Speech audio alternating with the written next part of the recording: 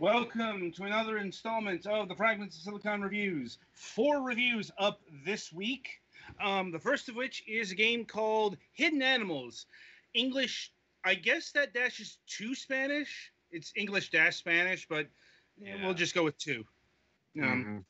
And yeah, the title kind of gives the game away, as this is a hidden object game where you have to find animals in both English, Spanish, and English to Spanish. This game comes to us from Perogion. I think that's how that's pronounced. We actually had these. The guy behind this on the show a few years ago. That was for Computer Tycoon. There's an ad for Computer Tycoon in this game. Anyway, so I'm going to hope that people here are familiar with a hidden object game. We reviewed a few of them, but I think those were on the Nintendo Switch. So, we didn't really get to showcase them. But, a hidden object game is, well, you look for the hidden objects. And how this game fares as a hidden object game, kind of poor, if I'm being honest. It's not actually a composed image, really. No, like dear God, honestly, this is kind of hideous from that perspective. Some of these art assets look like they are for something completely different. Yeah. Like baby's first Photoshop. Yeah, like the bear, for example. Looks out of place. They're not all. They're not all from the same source. Yeah. And they're definitely not from the same source as the backgrounds. Yeah, and also some of these things need to be resized. But once again, that's not the point of this game. It's not find the animal, and find the animal in as little amount of time as possible. It's you see the words on the left-hand screen there, and you match that animal to that word. And you might feel that's a bit, baby's first hidden object game in perhaps your native language. And perhaps that is. I will say some of the animals do get are well hidden. It's like usually the small ones. Yeah, it was like there was always that one animal that it took me forever to find, and I'm like, a mouse that isn't necessarily treated as something that's supposed to be on the ground. Right. But that's a pretty usual hidden object trope. You don't think of it in where this animal would be in the real world logically. You're just looking for the mouse-shaped thing, wherever it may be. But anyway, point of order is, you're looking for the animals, you're matching them to the names. The challenge is not in your native language. It's in doing this in for us, the Spanish language, or, if we want to learn those, you do the middle section, which is English to Spanish. And, this is where the teaching tool part, this is where the game qualifies as edutainment. Because that will teach you both the English and the Spanish names of each animal. So, presumably after you've done that, Spanish, English, whatever your language of origin is, you would go on to the foreign language and do those then. At least that's the platonic ideal of this hidden object game. The truth of the matter is, you can cheese it. I mean, not all. No. Also, this game doesn't actually pronounce the words, which can be an issue. Yeah. I'm guessing they didn't have the money to spring for voice acting, or took that into consideration. So there are a few things that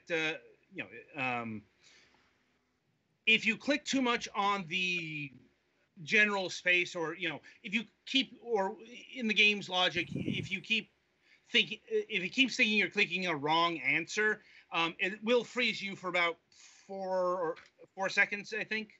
Like, also, Yeah. the hawk-eyed symbol there, that is, or the eagle eye, I'm assuming, will zero in on one of the animals and let you know where they are. A lot of the problems is, like, each individual level, it's the same layout every time. So if you can't see the exploit here, you haven't, you can play this game for 10 minutes and you'll learn pretty quickly. It's like, Yeah. it becomes more a game of memory. Like, okay, where the animal here, there, and everywhere is, and it becomes, okay, how fast can I click on the animals, and because the score is time based, it's it becomes much more rote memorization than actual learning. Mm-hmm. And you have to be really fast too to do well. Yeah. And your reward for getting 3 stars is you get to chip 2 pieces off a tablet, and the ultimate reward is a picture of an animal. There are 3 tablets representing the 3 modes, or 3 level groupings. And like the first one was like a picture of a bear, if I'm remembering correctly. Like, and they do get harder the more like the more you level up, so to speak. Like the level 3 match finds are more difficult than level 1, but not that much more difficult. And even at the higher levels, the same problems persist, quite honestly. Let's see. Music. Music is quaint and pleasant and relaxing. Really nice low-key piano arrangements to, get you in the soothing Zen mode that the game wants you in, I presume. Like, let's see. Pricing. So the game is clocking in at $1. Like, at least hell, it's got a soundtrack option, and the soundtrack costs more than the game. Like, and of course there's the bundle, which is $3.38. Like, I don't know. I find that amusing that the soundtrack to this costs a good deal more than the base game. Like, as far as purchasing the game itself, well, as far as price goes, it's $1. Like, even if you're disappointed in it, it's $1. I'm like, oh boy, you can't buy that canned soda. Like, as a game, I'm gonna have to go thumbs down with this. Like, honestly, one of the worst games we played this year, in my estimation, just because it's not a dig at the hidden object genre or edutainment. It's that I feel this game fails in both regards. I don't think it's a very good teaching tool, and I don't think it's a very good hidden object game at all. Having played multiple hidden object games for this show, and never for any other reason, this is significantly worse than most of the other ones. Right. Though most of the other ones, like, mix it up a bit. Like, it's not, there's more than one kind of puzzle also, so. Uh-huh. Yeah, I've played other hidden object games, and they are much better than this. Yeah, I've played multiple ones in the past, so yeah, I also have to agree. Yeah. They're not necessarily trying to teach you stuff, but, as... Yeah, you could make that educational. Right. I mean, I will note, like, the Nancy Drew series has been going on for ages. Sorry, it just, to me, the really one of the things that, like, all the other ones are way better at is just having a consistent art style. A consistent art style, actually being challenging in finding the hidden objects, having other puzzles. Like I said, this is pretty basic and a pretty shit hidden object game. And I know, and once again, to restate, I know that it's trying to teach you either English or Spanish animal names. I don't think it does a good job in that direction, because it's not focused on, getting that name in your head.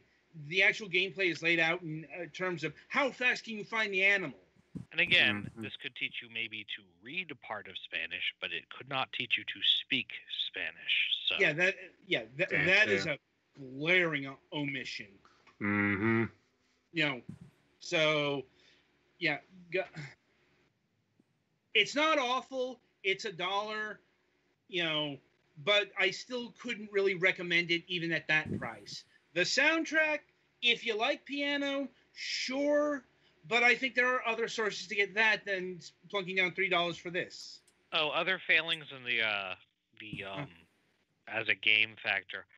This game does not have much in the way of options. It has pretty much volume for either the sound effects or the background music separately, but by volume I mean yes or no. It's probably a mobile port. Seems like it. Can't 100% confirm that, but if this is built for iOS or Android, I would believe that in a second.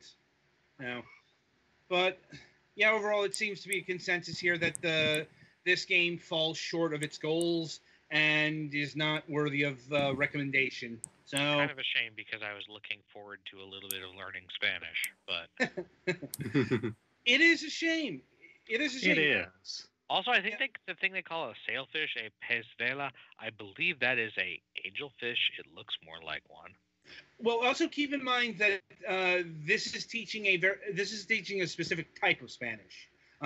It is teaching Spain Spanish. It's all yeah. Also, it's because I guess that is supposed to be an actual sailfish.